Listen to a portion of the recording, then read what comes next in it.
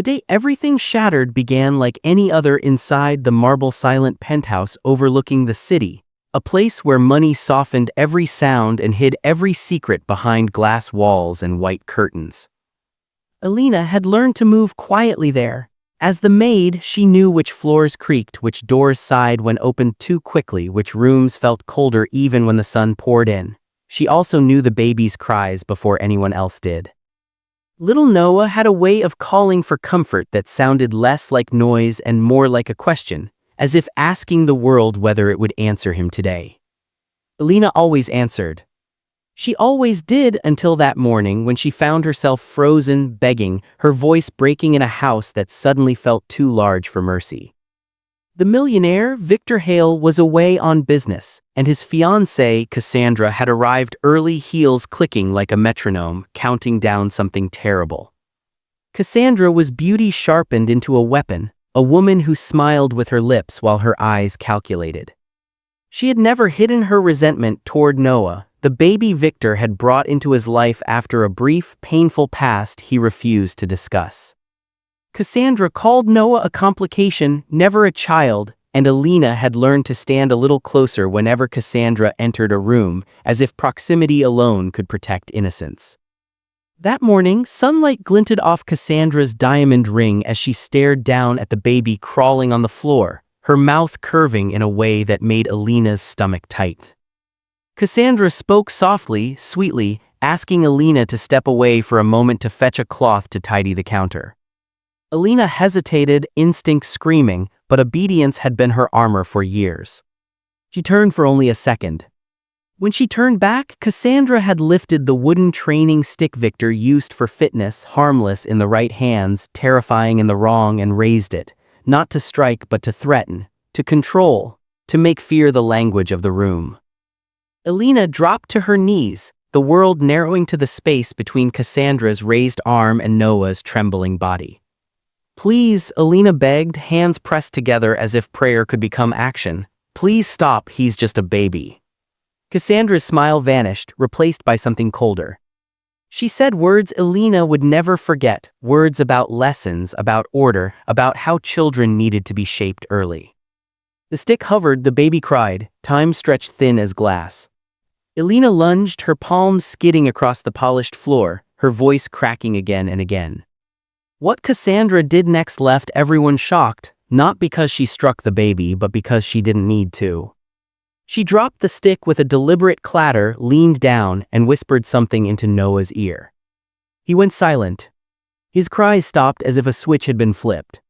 The room filled with a silence so loud it hurt. Cassandra straightened, perfectly composed, and told Alina to remember her place. That was the moment Alina understood that cruelty did not always announce itself with blows. Sometimes it arrived with words chosen to bruise where no one could see.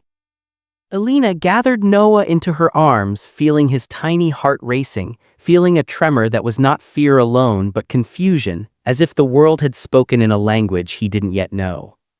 She held him and made a decision that would change everything. She would not be quiet anymore. She would not be invisible. She would protect him even if it cost her the job, the shelter, the fragile stability she had built from nothing. She carried Noah to the nursery, locked the door, and sang softly, her voice shaking, but steady enough to remind him that someone would always answer his questions. When Victor returned unexpectedly that afternoon, briefcase still in hand, he sensed it immediately, the wrongness in the air, the way Alina stood too straight, the way Cassandra's charm felt rehearsed. Victor had built his fortune by noticing what others missed, by listening between words. When he knelt to greet his son, he felt the tension in Noah's small body and saw the shadow in Alina's eyes.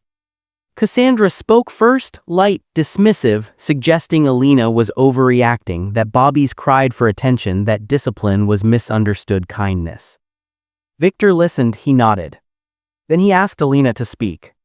Her hands trembled, but she told the truth in one long breath, every detail plain, every plea she had made, every word Cassandra had whispered.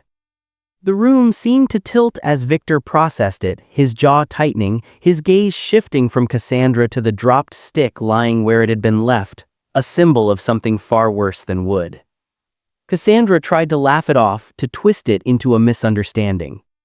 But the mask cracked when Victor asked her to repeat the words she had said to the baby. She couldn't. Silence betrayed her.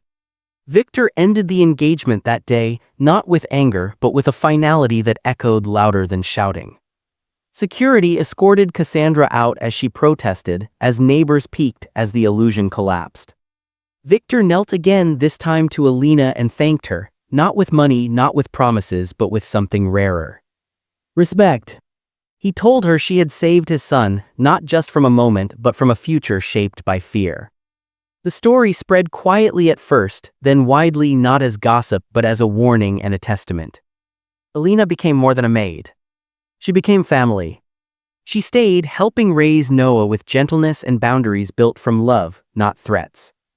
Years later, Noah would not remember the day directly, but he would feel its echo, in the safety he carried within him, in the way his father listened, in the way Alina never left his side when voices rose. And for everyone who heard the story, the shock was not only in what the fiancé did, but in what the maid did next. She stood up. She spoke. And she changed the ending. If this story moved you, if you believe courage can come from the quietest places and that protecting the vulnerable is a choice we make every day, then stay with us. Subscribe to the channel for more powerful stories that remind us why empathy matters, why truth matters, and why one brave voice can stop a moment from becoming a lifetime.